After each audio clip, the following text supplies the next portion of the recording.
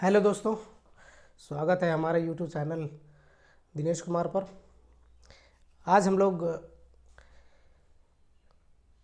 10वीं क्लास के मैथमेटिक्स का उसका पूरा सिलेबस हम लोग डिस्कस करने वाले हैं। आज पूरा डिस्कस करने के बाद एक नया चैप्टर भी शुरू करेंगे और ये जर्नी आज से मैं शुरू कर रहा हूँ आप लोगों के साथ। उम्मीद करता हूँ ये जर्नी हमारा और आपका बेहतर होगा और मैं आप लोगों के पूरी यात्रा में साथ रहूँगा। कोशिश करूँगा कि आपको मुझे जितना नॉलेज है, जितनी जानकारी है, मैं उसका 100% आप सबों को दूँ। और समय वेस्ट ना करते हुए आज हम लोग डिस्कस करते हैं सिलेबस पे। जैसा कि मैंने पूरे सभी चैप्टर का नाम बोर्ड पे लिख दिया है। पहला चैप्टर है वास्तविक संख्याएं, रियल नंबर्स, इंग्लिश में इसको रियल नंबर कहते हैं, वास्तविक संख्याएं। दूसरा है बहुपद। बहुपद में हमारा अलजेब्रा का चैप्टर होगा। इसमें बहुपद किसको कहते हैं, बहुपद कितने प्रकार के होते हैं, उसका डिग्री क्या होता है, ये सारी चीज़ें हम उसको बहुपद को हल करने का कितनी विधियां होती हैं, उन सारी चीज़ों को डिस्कस करेंगे। द्विघात समीकरण अगला चैप्टर है, चैप्टर नंबर 4, द्विघात समीकरण, क्वाड्रेटिक इक्वेशन। इसमें भी हम लोग अलजेब्रा का ही पार्ट होता है जिसको हम लोग आपके साथ में की कोशिश करेंगे। अगला चैप्टर है समानांतर श्रेणी, जिसको हम लोग शॉर्ट में अरिथमेटिक प्रोग्रेशन कहते हैं। छठा चैप्टर है ज्योमेट्री का। ज्योमेट्री में सबसे पहले त्रिभुज में हम लोग देखेंगे कि त्रिभुज की सर्वांग क्षमता, त्रिभुज की प्रकृति क्या है, कितने तरह के त्रिभुज होते हैं और उसके क्या क्या रूल्स होते हैं, कौन कौन से नियम लगते हैं, क्या प्रमेय पढ़ेंगे उसमें।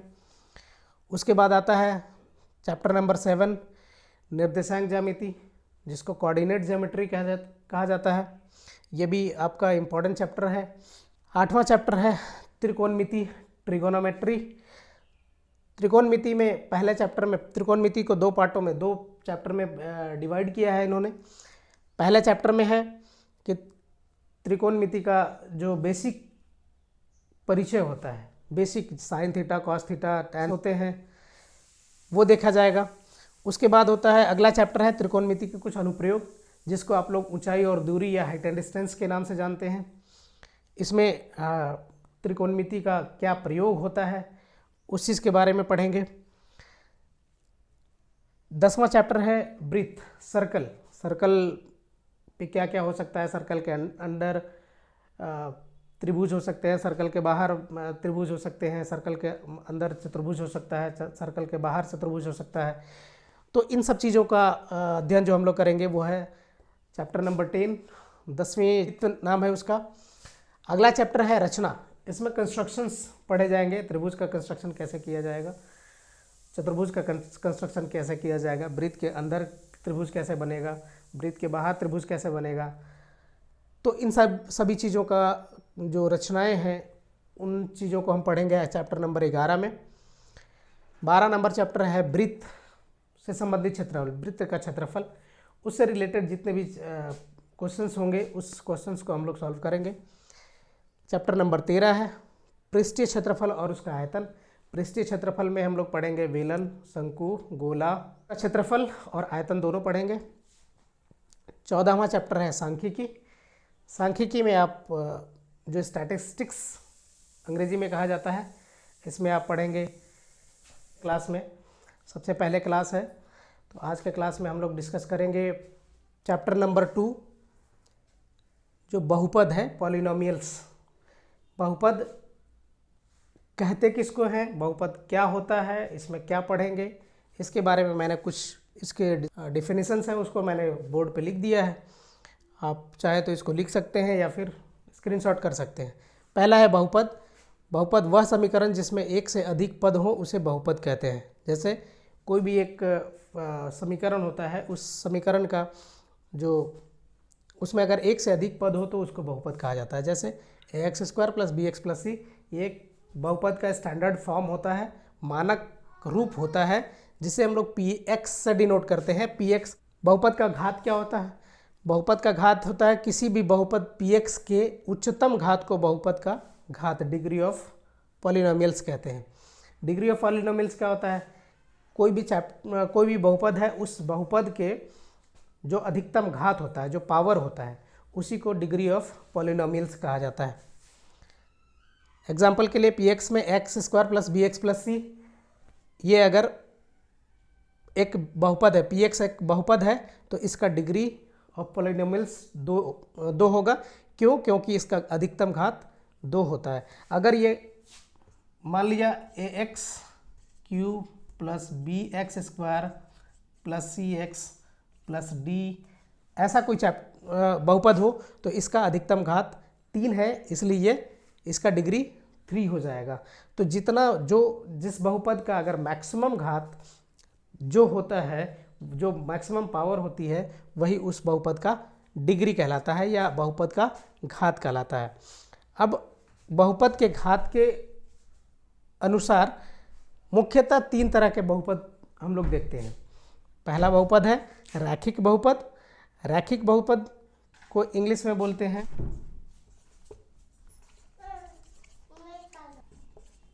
पॉलिनोमियल्स।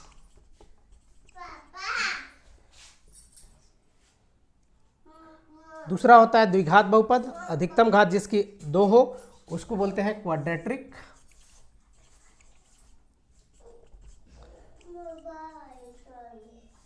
पॉलिनोमियल्स। तीसरा होता है त्रिघात बहुपद, जिसकी अधिकतम घात 3 हो, उसको बोलते हैं क्यूबिक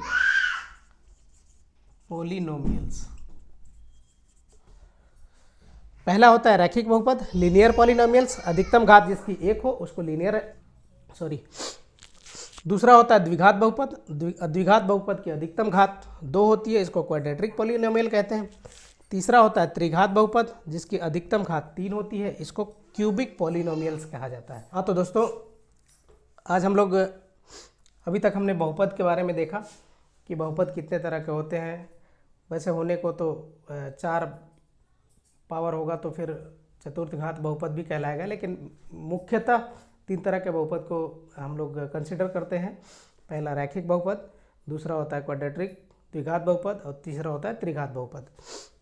अब मान लिया कोई बहुपद px = ax² + bx + c है, बराबर नहीं है, तो इस बहुपद का कोई सॉल्यूशन होगा, x का कोई वैल्यू निकलेगा।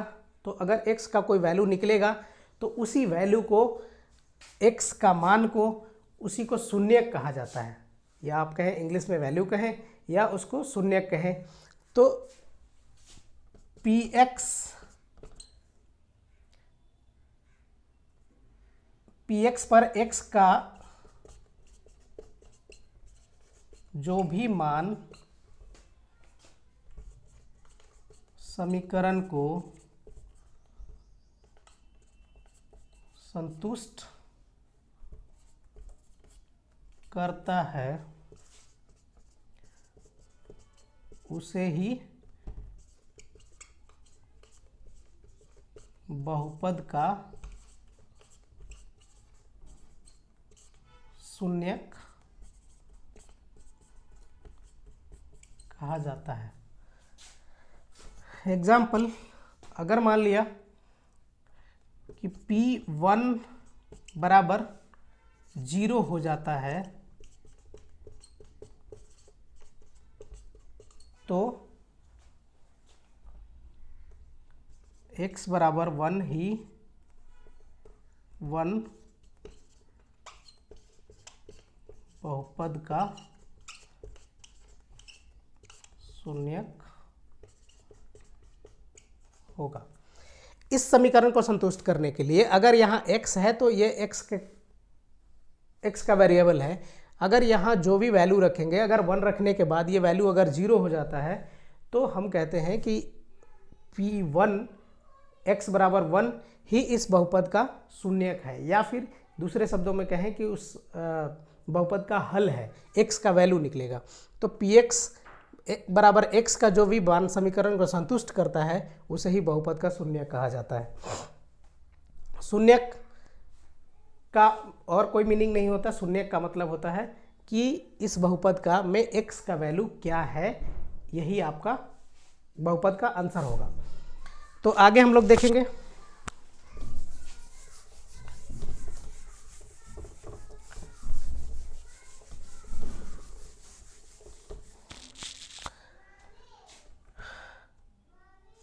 प्रश्नावली 2.1। प्रश्नावली 2.1 में आपका क्वेश्चन नंबर है 4। इसमें 6 क्वेश्चन है जो ग्राफ में दिए गए हैं। ग्राफ के अनुसार आपको बताना है कि ग्राफ के अनुसार बहुपद का शून्यक क्या होगा।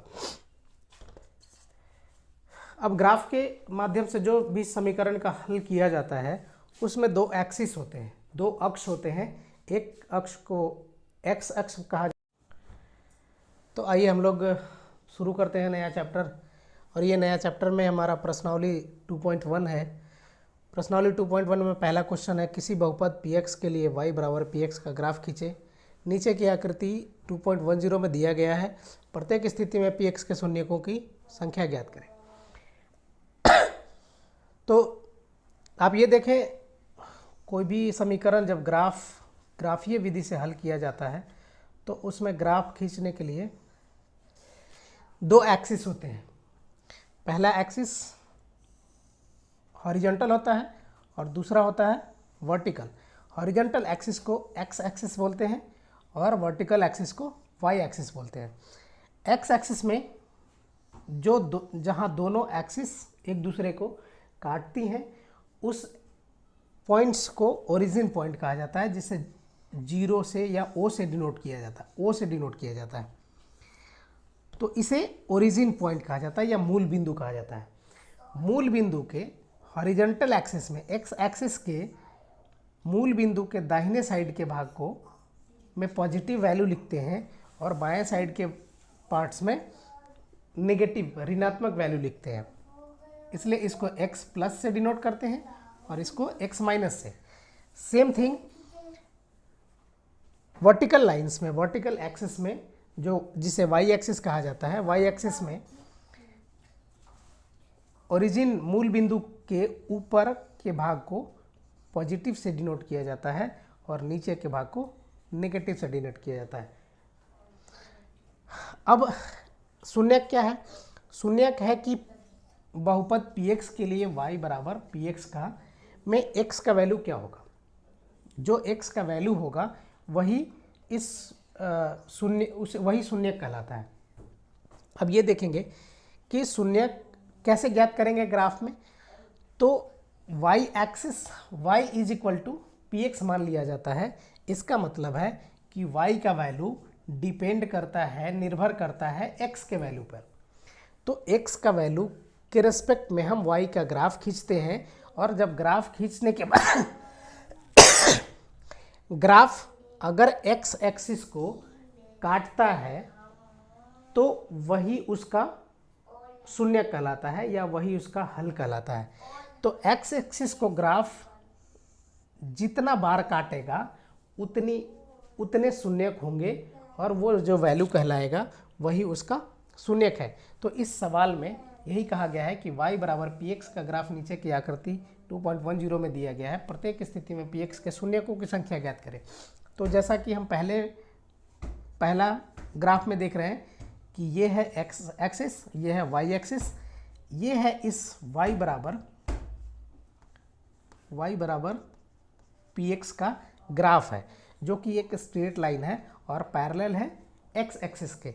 तो ये x एक्सिस के पैरेलल है। इसका मतलब है कि x एक्सिस को ये कहीं पर भी नहीं काट रहा है। इस वजह से अगर x एक्सिस को कहीं से भी नहीं काट रहा है तो इसका मतलब है कि इसमें y बराबर px में शून्यकों की संख्या 0 है। तो शून्यक इस ग्राफ के लिए शून्यक 0 होंगे। सेम चीज़ ग्राफ 2 में ये देख रहे हैं, ये है y एक्सिस, ये है x एक्सिस, ये है y बराबर पी एक्स का ग्राफ। ये ग्राफ एक्स एक्सिस को कितनी बार काट रहा है, यहाँ से चला है वाई एक्सिस को काटा और ये एक्स एक्सिस को काटा, तो एक्स एक्सिस को एक बार काटा है, इसलिए शून्यक इस ग्राफ के लिए कितना होगा, 1 होगा। अब चले हम लोग तीसरे ग्राफ की ओर। तीसरे ग्राफ में यह है एक्स एक्सिस, यह है वाई एक्सिस। ये y बराबर पी एक्स का ग्राफ है और ये जो ग्राफ है, ये ग्राफ एक्स एक्सिस को कितनी बार काटता है, 1, 2 और ये 3।